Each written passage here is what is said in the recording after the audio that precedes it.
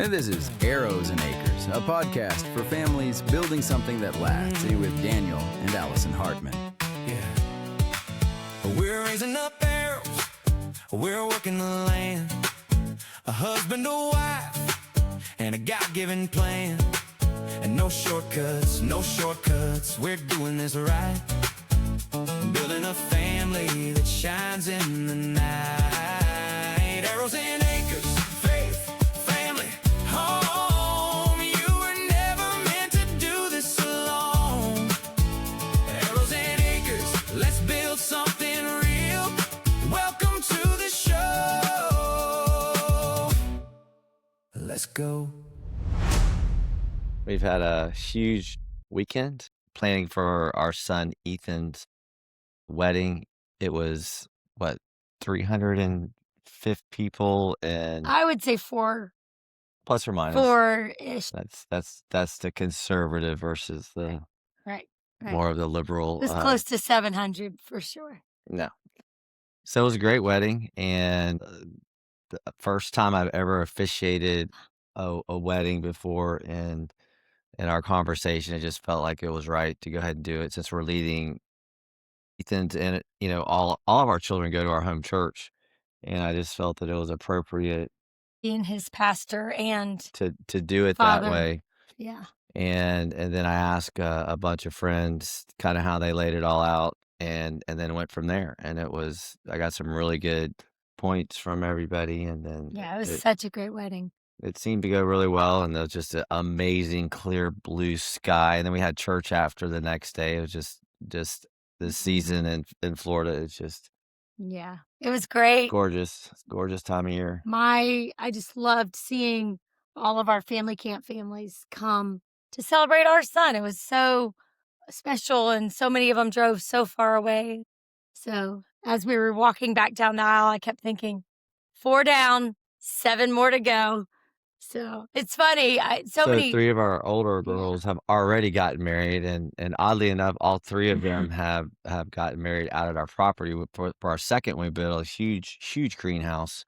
First, we built Josiah McKenna a pole barn out there, and they're currently building a house right now that's bigger than our house, oddly enough, total square footage, and we are completely a debt-free family, and have encouraged all of our children to be the same. So they are as well building their houses debt-free. Ethan just built his tiny house debt-free. That was part of what we talked about during the wedding, was just, Jesus is going away to build us a mansion, and because that's his purpose. And just the beauty of the Father, the bridegroom, the marriage supper, and then Christ being the bridegroom, and then the bride of Christ.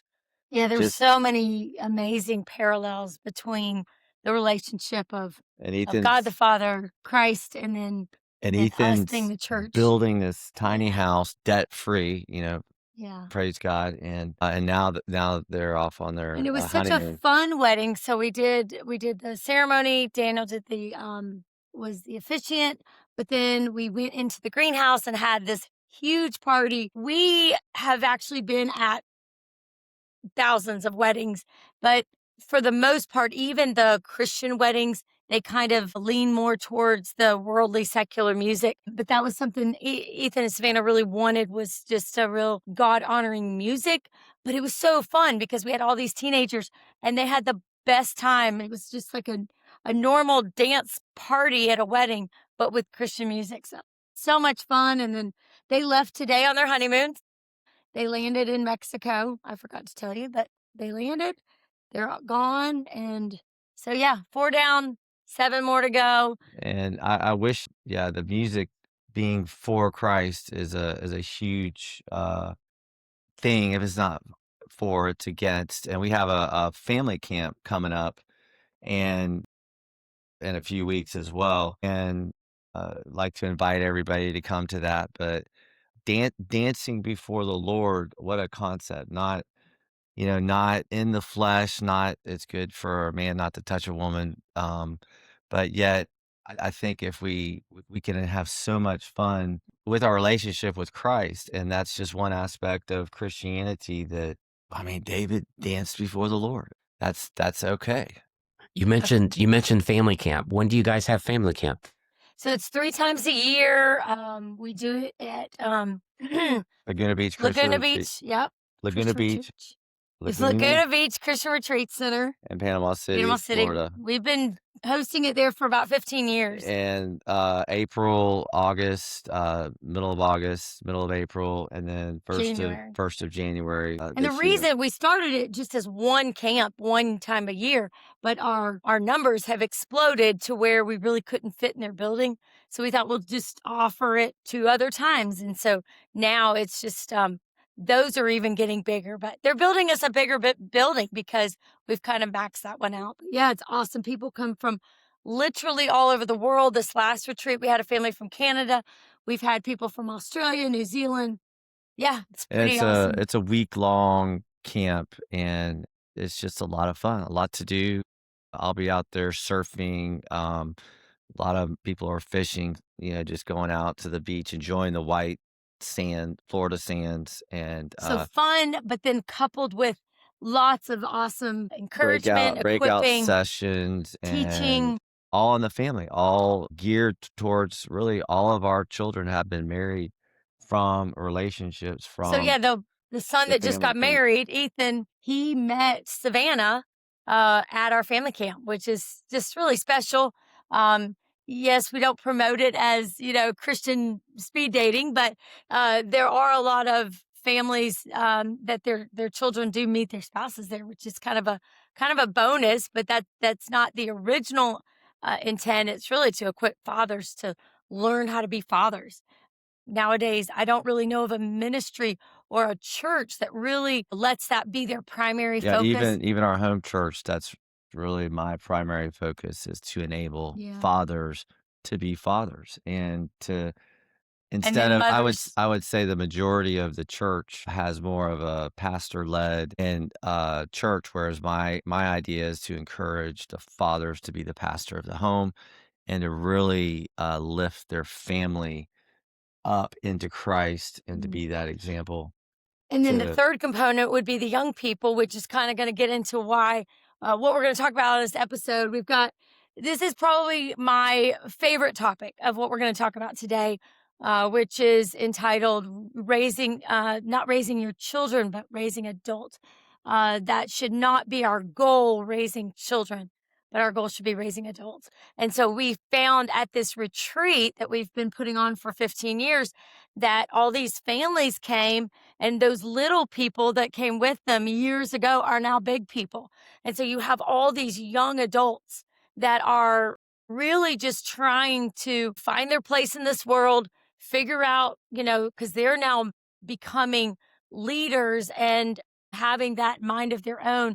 And so what we have found is when they find like-minded friends that also have that goal, it's just a beautiful thing. And so the camp has kind of been a great place to really foster that relationship and have those good peer examples. well, and like-mindedness and not being unequally yoked. There has to be an intentionality of purpose to if you want your children to serve and worship and follow Christ, obviously they need to marry someone with that same purpose and focus. And we'll come back to the family camp, but we'll kind of basically, like I said, we have 11 children. 4 are married, 1 just married, and 7 more to go. Our family business, we have a photography studio. Wait. Talk about grandchildren. Okay, 5 grandchildren. No. And we went on the way. One on the way. We Yeah. just found out. Yeah. So our oldest has 2, and she is just told us last night she's expecting. So that's super exciting. And then the second one is Hallie, and they have 2. And then she married Cedar, and then Cedar's brother married our daughter Eden. She's actually our second daughter, but they married after the other one. Super confusing. And their last name is Allison, which is my first name. So super confusing on that. But they have 1. So 5 be grandbabies, 1 on the confused. way. Sorry. So obviously our business that we pay for our life with real job. is photography, and we do 50 to plus or minus 70 different like schools, preschools, portrait photography, and we include our whole family in that. Like for instance, yesterday everybody was Yeah. there, including two of the grandbabies, and We strapped onto mama, and we just have a lot of fun. So And yeah, yesterday we photographed 60 families, and the group that hired us, they gave us 2 hours to do it, which is pretty unusual. Sorry, 60 teams. So we were yeah, photographing 60 teams plus individuals, like what are we talking about here? um, and we had 2 hours to do it.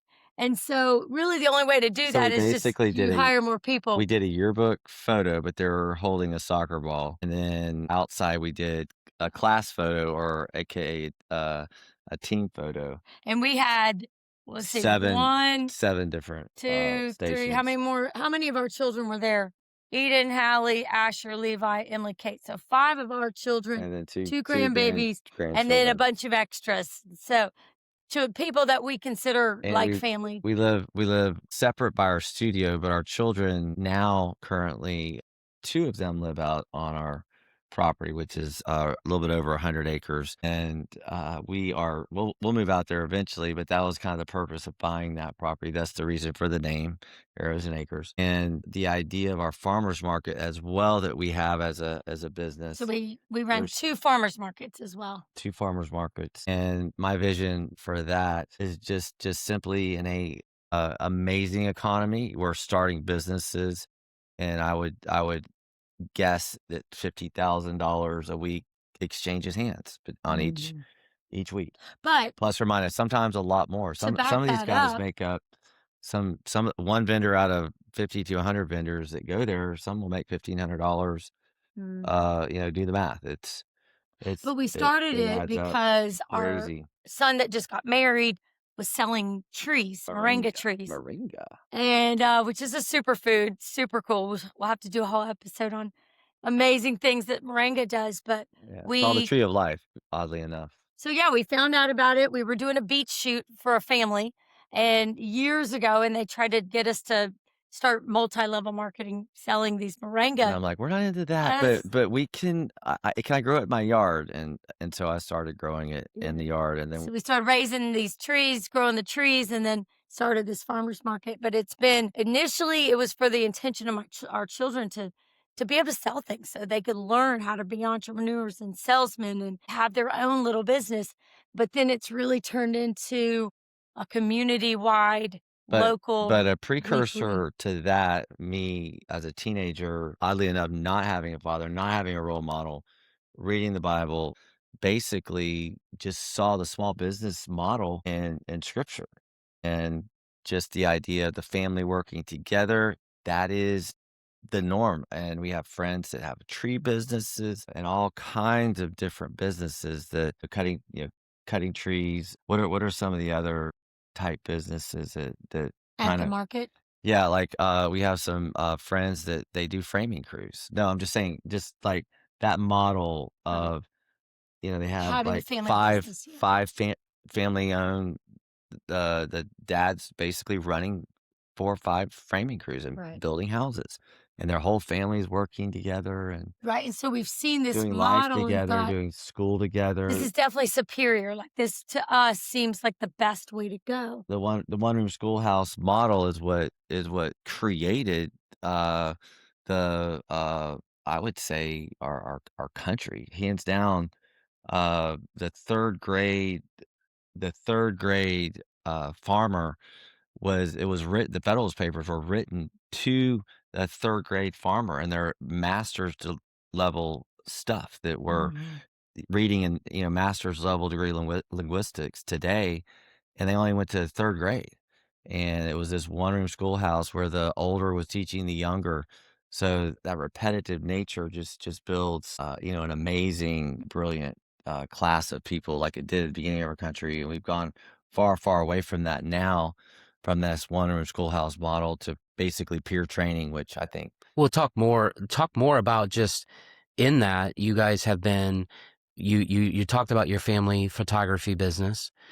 Some people that are watching or listening are going to assume that, they just come along and they're kind of standing there and they're doing their little thing. But what level of training and things that you're discipling and teaching them, at what level are they working in the business, and your daughters and your sons?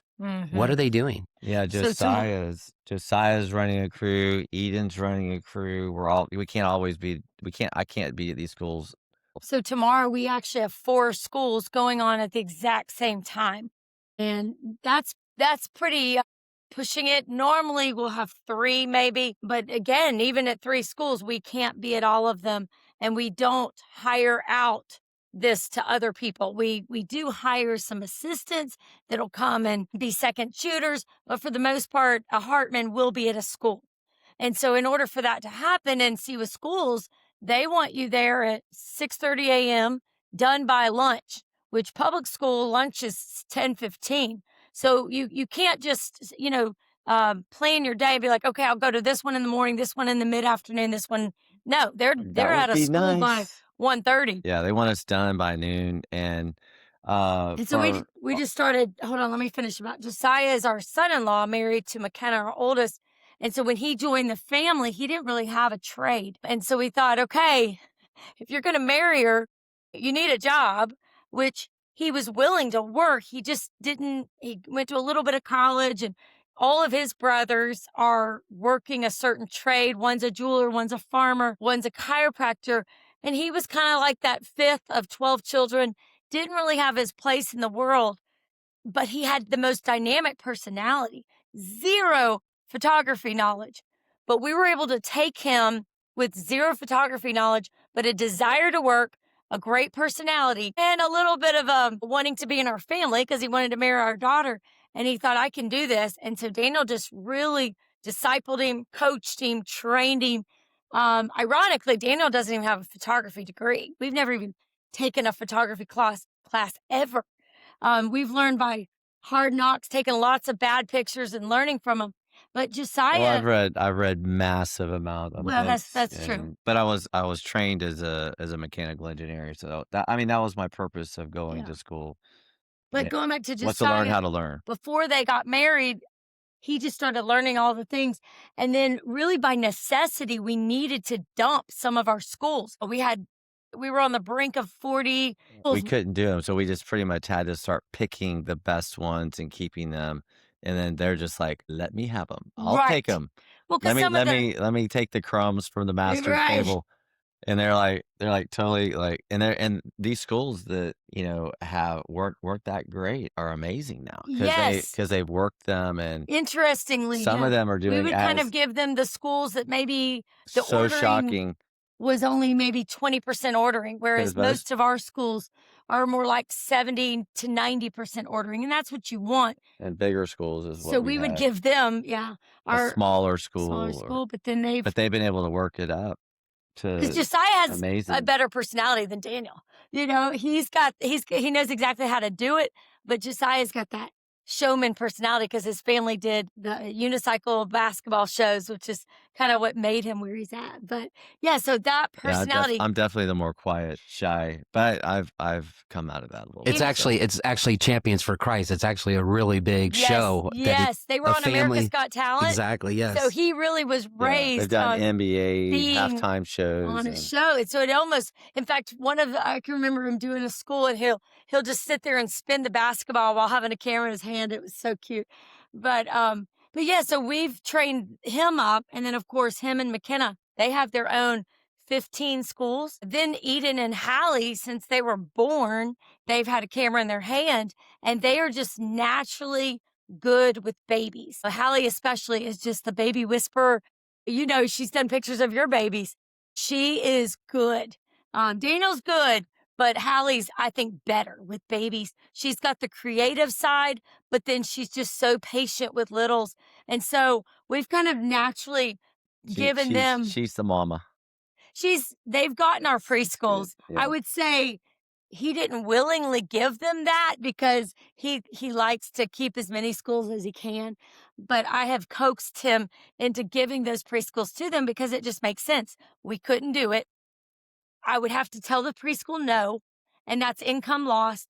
And so why not give it to our 16, 17-year-old girls who are now 22 and 24, married with 3 children between them. So now they're bringing home extra income.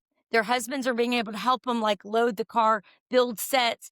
That's not their personality, And but we'll get more into what we do photography wise, but like we're going into one of the seasons now where we just did a couple days live lamb, bunny, and chicks Easter minis, yeah. for this time of year. So that's And probably our biggest season next to Christmas is Easter minis, and yeah, we could not do it without our children. And when I say it's so children, cute to see our children picking up these little animals. And Levi just attached 32 baby chicks. yeah. So And every yeah, single one of them, down to our 6-year-old, has a role. The 6-year-old who just turned 6, I mean, she'll get kids to smile. She'll bring us animals when we need them. Up from there, the 2 little boys that are 8 and 10, they're amazing with keeping the animals fed properly, and because you've got to keep these animals, you know, well fed. Don't get them too hot, too cold. So all that takes work. And then, of course, from up there, Annalie's 12, and she's like a little mini Hallie. She's so good at getting smiles. and our Ethan, he's that just got married. He's running his own business, fencing business, and McKenna, who's out in the pool right now, trains little babies how to swim. Mhm. And again, our focus is to have businesses for our children to have capable, well mannered, very just loving life, loving God, and build the foundation on Jesus Christ and interact with the community, interact with each other, interact with the family. And of course my job is to I feel like my job is to have a well-oiled machine where no one kills each other. And I tend to be the peacemaker in the family. If things go out of whack, they're just, okay, Dad, reel it in. But it's And interesting. All of our children have had a bent towards being self employed because that's all they've known. So, going outside of that framework, whether it would be to go to college or learn a different trade, they really, or work for someone else, that's not even on their radar. It's not saying that we wouldn't let them if they said, I really want to go to college, be a doctor. But none of them have really done that because I think they've seen that freedom we've had being self employed. We are able to work only 9 months out of the year. So for the entire summer, May, June, July, and most of August, we don't work. Now we stay busy on projects, getting things done around the house, working on our land. We go to our retreat. We work on yeah, things. all of our retreats are based around when we're That's true. That's true. and we're spending 20+% of our year at these retreats. It's Yeah. We crazy. go 3 times a year because it's such a big deal to us. I'd like to go back to, you're talking a lot about your family and the family businesses. Do you do everything? I want you to talk about, this episode is about you're raising adults. So do you do everything for them? I want you to talk about what does it look like in the process of doing, and chores and meals and cleaning and their own fixing their own things, and what does it look like? What does it look like? Are you doing everything for them? Not at all. Ethan, for example, pretty much he has done, like if he's at home, he's gone now. But if he did not have work going on, he just drove everybody nuts. But when he had a job and purpose, like, I mean, he just lit the hammer and the chainsaw on fire. If you're having any issues, the nail guns, teenage boys, get them to work. Get them to work. Get them to work. Wear them out, and your issues will be over. That was the secret sauce for and we sent Ethan. Ethan like to help with different projects, different people. Randy, all of our children have gone to different places and got training on how to do different stuff. But to answer your question, so to kind of back up to where I had that light bulb moment was really, I think ironically, because we work in the public school system and not just public school, but private school, we are seeing, I would say, a really good snapshot of youth of today. And this is no slam on any parent because really we're all a sum total of our experiences. We do what we know. We can't do what we don't know. And so we're doing kind of what our mom and dad did or what we've seen. We just assume that's what you do. And we were kind of in that same, okay, our children will go to college because that's what you're And supposed we to do. really got away from that one-room schoolhouse model, and I think societally we have suffered greatly. In society, yeah. And Yeah. and now, as we're in where we're at, it's like where do we draw the line and try to reel it Right. in? But anyway, so one day it's funny. I don't very many moments to myself, but I did this one day and I locked my bathroom door and I was in the shower and I was thinking, what is my goal? What is my end goal of raising all these people? Well, I don't want a bunch of children at the end of our marriage. We want adults. Yeah, Once we don't wanna raise children. We the want average age of dependent on us. We want them independent with their own families, raising their own children right. to 1,000 generations. Parenting. So you think of into parenting as about 18. Honestly, for us, I don't know if it ever ends. I mean, We want them to be more capable I'm than we are because they built on all our life experiences and not have to go relearn all this stuff. right. So I was thinking to myself, what do I want at the end of our parenting time? And I didn't want a house full of children. I enjoy them for that moment. I'm really enjoying my adult children. It's interesting. But I kept saying the phrase we always hear is you're rearing children, you're raising children. And I thought, let's change that phrase to raising adults because that is really what I wanted out of this whole thing. And because of that moment, I came to him and thought, we need to do a talk at our family camp on raising adults and really change people's paradigm on not just temporary thinking of raising children in this moment, but future thinking. What do we want in long term? As I'm training a 3-year-old McKenna, who's now 27, I need to be raising her to be that 27-year-old McKenna who has 2 children, one on the way. And so in everything I do, I use that as my thinking of every time I give her a chore. I think So wait, let me just finish. So when McKenna was 3, I really wanted a made bed. And I didn't want to make the bed myself. You can expect that a lot. I have to finish my thought or it'll be gone. And so I taught her exactly how I wanted to make the bed. And at 3, am I right? She was able to make that bed perfectly. So go ahead, finish your thought. Yeah, the whole point of it is to like we're not buying into this. Go sow your wild oats, live a little, travel, you know, get, your marriage is bondage and a family is bondage and uh this life that we're all attaining to is drab and drear uh and really where we want to be is right in the middle of God's will, which is walking in the Spirit, walking in the anointing, and the joy of the Lord is my strength, praying without ceasing. How do we skip this whole adolescent stage of life where they basically, wind up dead drunk on the side of the road? And that's not smart. I mean, there's no way in anyone's mind that that's smart. And so what we've done is just and tried to help them not make our mistakes that we made, have them learn from everything that we've learned from. And the best way that we say it is we want our ceiling to be their floor, meaning to have all the things that we have learned in life to be their starting point. So they don't have to go remake the wheel over and over again.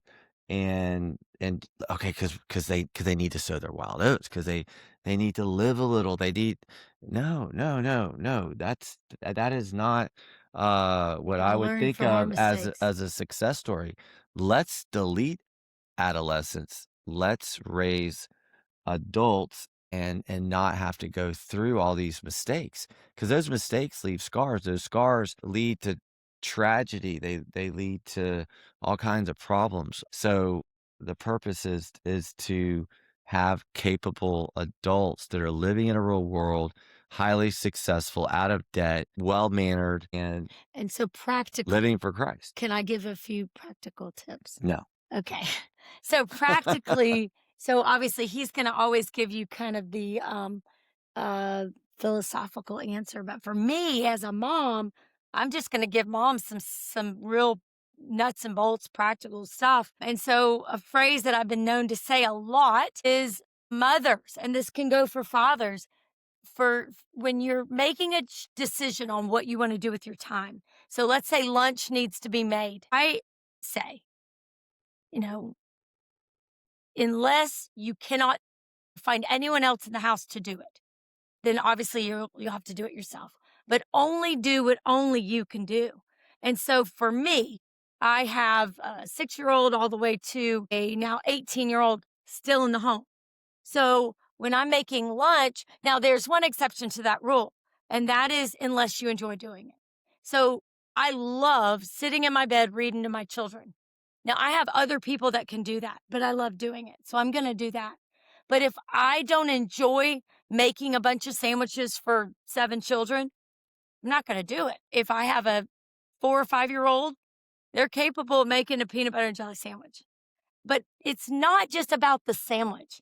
It's about you're training them to do something so that you're taking, number one, you're taking things off of your plate so that you then can do something that they can't do. So for example, for me, I don't let our older children or anyone on social media. And so if they have their own business and they want to advertise for their business, just like a minute ago, I was dealing with Etsy. Well, Levi is 16. He sells moringa on Etsy, but he doesn't have a smartphone. And so in order for him to sell on Etsy, I had to let him know, hey, you had 2 orders that came through. You need to head out to the post office and mail them. But he didn't even know he got the orders. And so I was able to do that. But in the meantime, I had my 12-year-old making lunch for the family. Number one, she makes lunch better than I do because I've trained her since she was little. But then she was able to take that time away from me that I could then pour into Levi. And so it's such mothering freedom. You're teaching your children to do adult things that they're going to need to know how to do. You're keeping children busy with adult type projects. So many parents feel like, number one, they think they're a bad parent if they're making their children do things. That's garbage. Absolute lie to think that you are being a bad parent by forcing your children to make your other children lunch. It doesn't work that way. We are a team, and we're also going to use our giftings as best as we can. So my gifting is not in the kitchen. Nobody wants to eat my food. And mainly because I wasn't raised on making food. My mom was that 1950s mom who was taught that you do everything for your children. She was a great mom. She kicked you out of the kitchen. They- She taught you nothing. You never did laundry. Yeah, no, I didn't do laundry. Yeah. I didn't cook. She was a great mom, but she's never been taught these principles. But I just saw real quickly, why am I wanting to go do laundry and this and that and this and that when I have all these children that are maybe fighting or getting into trouble or making messes, when I could just say, hey, go make my bed. And when you're done with that, go finish that laundry. And then a lot of these things that they are really good at, they've naturally just had a draw to and have done well, take ownership of them, and then allowed them to get better and better at it. And we're just like, wow, they do. And yeah, they would They never do have it. known. Or we didn't even know, really. That's Just true. it's just we've seen kind of this bent, so to speak, as the arrow in the hand of a mighty hunter kind of philosophy scripturally, and they just do really well. And then we're just like, whoa, this is incredible. So we do lifetime chores. So I have done every chore chart you can think of. They've all failed me. A suggestion was given to me by a friend from family camp who has 12 children. And she said, my suggestion would be to give each child a chore or a couple chores for life. And so I kind of joke, you're doing dishes until you get married and move out. And that's really what it is. In fact, Ethan was on laundry. Well, he's no longer on laundry. He just got married Saturday. But what happens is we'll find that, for example, Annalie is 12. She just turned 12. When she was around 10, we gave her the responsibility of meals. And for some people listening might Well, think, really, or the refrigerator. I think that yeah, we was. kind of gave her the refrigerator. So in Yeah. everything that went with it, that was keeping it stocked. So that meant making a grocery list at 10 years of age. Hey, I need this, this, and this. Well, she can't drive. So remember, go back to rule number 1, only do what only I can do. So I might be the only driver. I'm actually not the only driver. I have 2 drivers still at home. But sometimes I'm the only driver. Sometimes the brothers will take her, but I'll bring her to Aldi's or wherever. I'll let her go in. I can sit there by the door and watch her, give her my credit card. She can literally buy the groceries that I need. She has already planned out the meal. Like last night, she made kale, sausage, potato soup for several families that are staying with us, plus our family. Probably 25 people she made soup for. Then she made a healthy version because she knows her daddy's healthy and a lot of us like to eat healthy. But she was able to make it, provide for it, keep the refrigerator clean. And we didn't even tell her to do it. She just called me up and said, "Hey, I have dinner made. Come home and eat." And I'm like, okay. Yeah, she doesn't even, she just knows that's her lifetime chore. But because we've given it to her, she has realized that's her gifting. And now it's not a chore. It's something she enjoys doing. She looks forward to making dinner. And I could go on and on. There's so many other examples of how we had no idea Levi he's 16. He really wants to run cattle at our property. And the reason he knows that is because he's been given the duty of chickens and ducks since he was little. Go gather the eggs, make sure the chicken coop's cleaned out, make sure the chickens stay alive, make sure the dogs are not gonna, and so if you don't give them that early on and you just have them do kid stuff, they're never gonna realize what their talents are, what their giftings are.